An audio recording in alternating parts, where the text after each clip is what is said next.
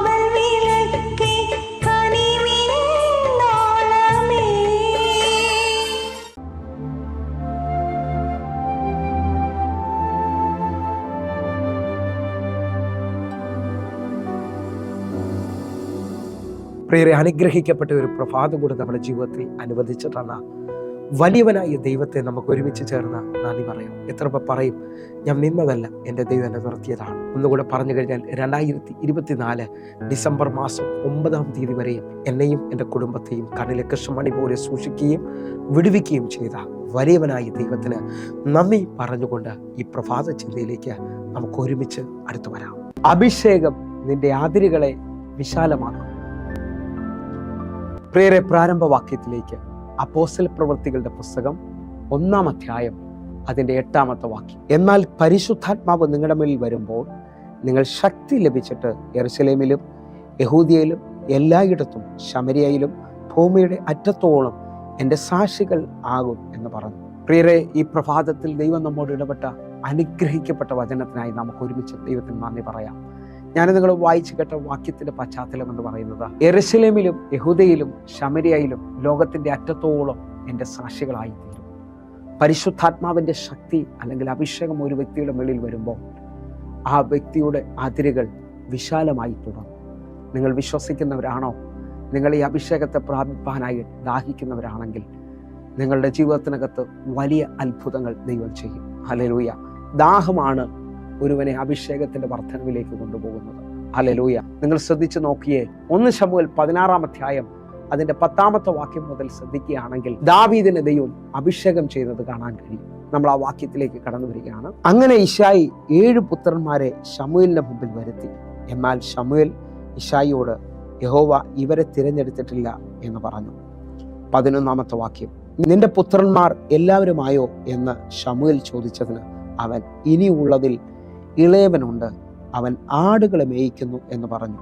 ശമൂവേൽ ഇശായിയോട്, ആളെ അയച്ച് അവനെ വരുത്തുക, അവൻ വന്നിട്ടല്ലാതെ നാം പന്തിക്കിരിക്കയില്ല എന്ന് പറഞ്ഞു. വായിച്ചു കേട്ട 2 വചനങ്ങൾ നോക്കുമ്പോൾ ഇശായി തൻ്റെ മൂത്ത 7 മക്കളെയും പ്രവാചകന്റെ മുമ്പിൽ നിർത്തി. ദൈവം അവരെ ആരെയും തിരഞ്ഞെടുത്തില്ല. ഹല്ലേലൂയ. എന്നെ ശ്രദ്ധിക്കുന്നവരെ, ഇന്ന് നിങ്ങളെ ആ ഭവനത്തിൽ ദൈവം വിളിച്ചത് ദൈവത്തിൻ്റെ ഒരു പദ്ധതി ഉള്ളത് കൊണ്ടാണ്. ഹല്ലേലൂയ.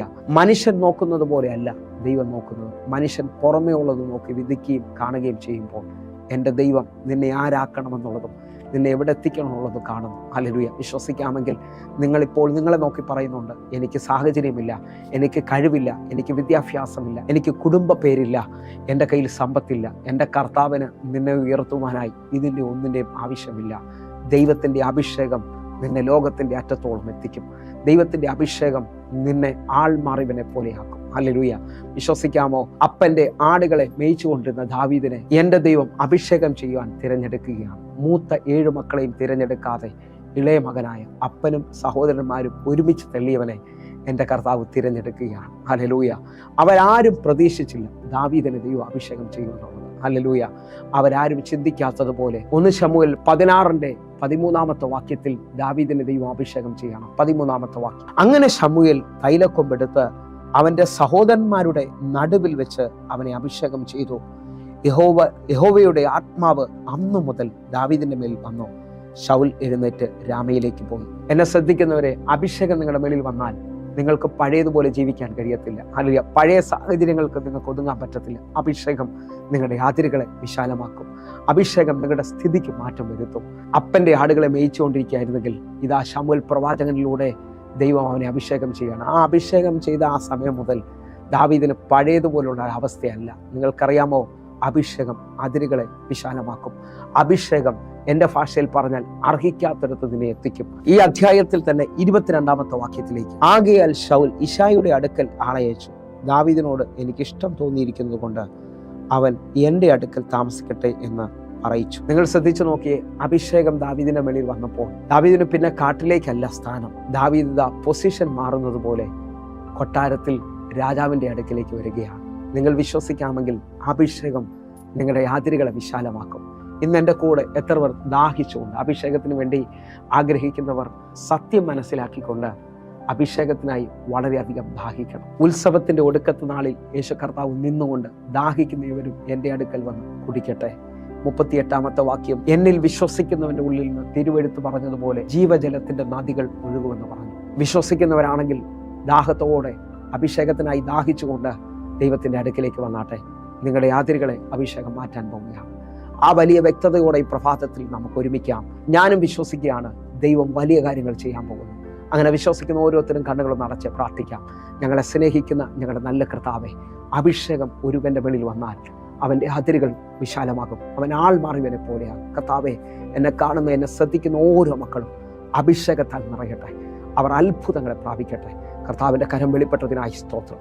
യേശുവിൻ നാമത്തെ ഞാൻ പ്രാർത്ഥിക്കുന്നു. ആമേൻ, ആമേൻ. പ്രിയരെ, ഈ പ്രഭാത സന്ദേശം നിങ്ങൾക്ക് അനുഗ്രഹമാകുന്നെങ്കിൽ യൂട്യൂബ് ചാനൽ സബ്സ്ക്രൈബ് ചെയ്യുകയും ഫേസ്ബുക്കിലേക്ക് നിങ്ങൾ ജോയിൻ ചെയ്യുകയും ചെയ്യണമെന്ന് ഓർപ്പിക്കുന്നു. അതേപോലെ എല്ലാ ദിവസവും ഇന്ത്യൻ സമയം 6 മണിക്ക് നമുക്ക് സൂമിൽ ആരാധന നടക്കുകയാണ്. നിങ്ങളെയും ക്ഷണിക്കുന്നു. കർത്താവിൻ്റെ വലിയ കാര്യം നിങ്ങൾക്ക് വേണ്ടി വെളിപ്പെടട്ടെ. അല്ലെങ്കിൽ ആരാധനയ്ക്ക് വേണ്ടി ആഗ്രഹിക്കുന്നുണ്ടെങ്കിൽ തിരുവനന്തപുരത്തോ കൊല്ലത്തോ എറണാകുളത്തോ തൃശ്ശൂരോ ഒക്കെ കടന്നു വരാൻ പറ്റുന്നവർ കടന്നു പറയുന്നത് ഓർപ്പിക്കുന്നു. വലിയ കാര്യങ്ങൾ പ്രതീക്ഷിക്കുക. ദൈവം നിങ്ങളെ അനുഗ്രഹിക്കട്ടെ.